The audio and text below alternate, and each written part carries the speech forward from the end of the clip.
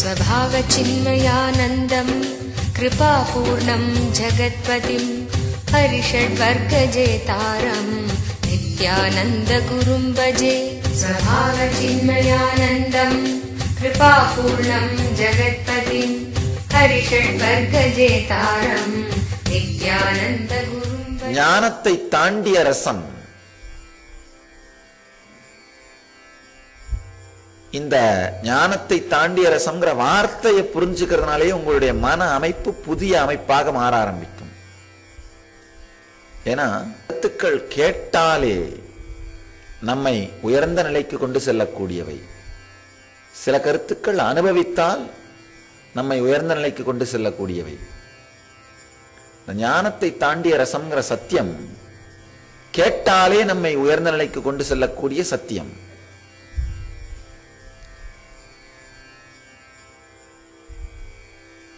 ஞானத்தை தாண்டிய ரசம், அந்த வார்த்தையை ஆழ்ந்து புரிஞ்சுக்கணும். கிருஷ்ணனை இதை உதாரணமா சொல்லலாம். கிருஷ்ணனால் ஞானியாக அமர்ந்து தியானம் பண்ணவும் முடியும். புத்தரை போல அமர்ந்து அந்த மோன நிலையிலே தவ நிலையிலே இருந்து உபதேசம் பண்ணவும் முடியும். இறங்கி கோபிகைகளோடு ராசலீலை பண்ணவும் முடியும். புத்தரால ஞானத்தில் உட்கார்ந்து இருக்க முடியும், அவ்வளவுதான். புத்தர் டான்ஸ் ஆடுறது கொஞ்சம் கற்பனை பண்ணி பாருங்க, முடியாது. அவரால் ஆட முடியாது, அவரால் நடனம் ஆட முடியாது. ஆனால் கிருஷ்ணனால நடனமிடவும் முடியும். ஞானத்தை தாண்டிய இந்த ரசத்தை தன் வாழ்க்கையின் ராசமாக மாற்றியவன் ஸ்ரீகிருஷ்ணன். ஞானத்தை தாண்டிய ரசத்தை தன் வாழ்க்கையின் ராசமாக மாற்றியவன், ராசலீலையாக. ஈஸ்வரனாலையும் ரெண்டையும் பண்ண முடியும். ஈஸ்வரனால தட்சிணாமூர்த்தி ஆலமரத்தடியில் அமர்ந்திருப்பவனும் அதே ஈஸ்வரன் தான். ஆனந்த நடராஜனாக ஆனந்த சபையிலே தாண்டவம் விடுபவனும் அதே ஈஸ்வரன் தான். அவரால் ரெண்டும் பண்ண முடியும். ஞானத்தை தாண்டிய ரசத்திற்குள் நுழைய முடிந்தவர் ஸ்ரீகிருஷ்ணர். அதே மாதிரி ஈஸ்வரன். அருமையான ஒரு பாகவத கதை. கிருஷ்ணனை சுற்றியும் பல கோபிகைகள், எண்ணிறந்த அழகான இளம்பெண்கள் ஆடிக்கொண்டிருக்கிறார்கள்.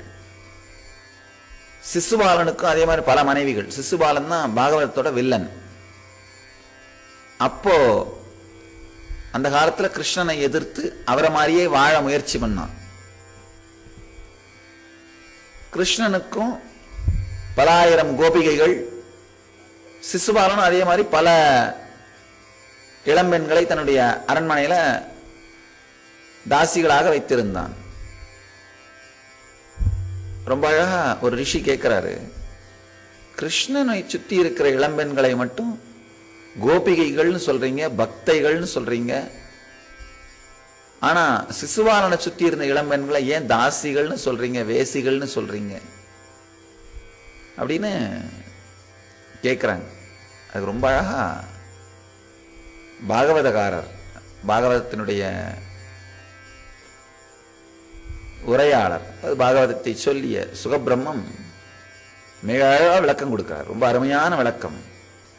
விளக்கம் மட்டுமில்ல, சத்தியம்.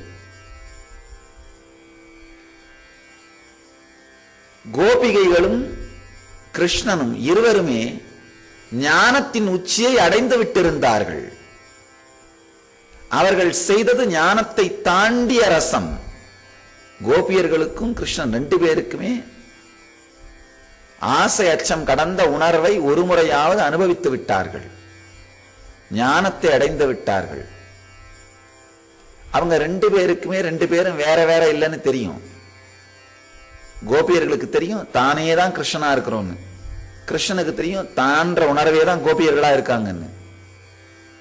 அவங்க ரெண்டு பேருக்குமே அந்த உணர்வு நிலையிலே அபேத நிலையை அடைந்து விட்டார்கள். அந்த ஞானத்தை அடைந்து அதை தாண்டி எளிமையான விளையாட்டிலே ஈடுபட்டிருக்கிறார்கள். ஒண்ணுமில்ல, உங்களுடைய குழந்தைக்காக நீங்க ஒரு பிஸ்கட் பாக்கெட் வாங்கி வந்து கொடுக்குறீங்க. உங்களுக்கும் தெரியும் அது உங்க பணம் தான், குழந்தைக்கும் தெரியும் அது உங்க பணம் தான். ஆனா குழந்தை அதுல இருந்து ஒரு பிஸ்கட்டை எடுத்து உங்களுக்கு உங்க வாயில திரும்ப வச்சா எப்படி இருக்கு? குழந்தை கொடுக்கலன்னா நீங்க சாப்பிடாம போயிட போறீங்களா? பட்டினி கிடக்க போறீங்களா? ஏதாவது மிஸ் ஆயிடுது போதா? ஒண்ணும் கிடையாது. ரெண்டு பேருக்குமே தெரிஞ்ச ஒரு விஷயம் இது உங்களது தான் அப்படின்னு. ஆனா அந்த குழந்தை திருப்பி கொடுக்கும்போது அது ஒரு இனிமையான லீலை. அதே மாதிரி இந்த கிருஷ்ணனும் சரி கோபியர்களும் சரி ரெண்டு பேருக்குமே இந்த பூரணமான ஞானம் மலர்ந்து விட்டது. அவங்க ரெண்டு பேருக்குமே உடலாலே அடைகின்ற சுகம் ஒன்று இல்லை. இரண்டு பேருமே உணர்வினாலே உத்தம நிலையை அடைந்தவர்கள். கோபியர்களுக்கு தெரியும் பரம்பொருளான பிரபஞ்ச சக்தியே அங்க கிருஷ்ணன் அப்படிங்கிற வடிவத்தில் விளையாடிட்டு இருக்குன்னு. கோபியர்களுக்கும் கிருஷ்ணனை தொடுவதாலே ஒரு சுகம் தேவையில்லை.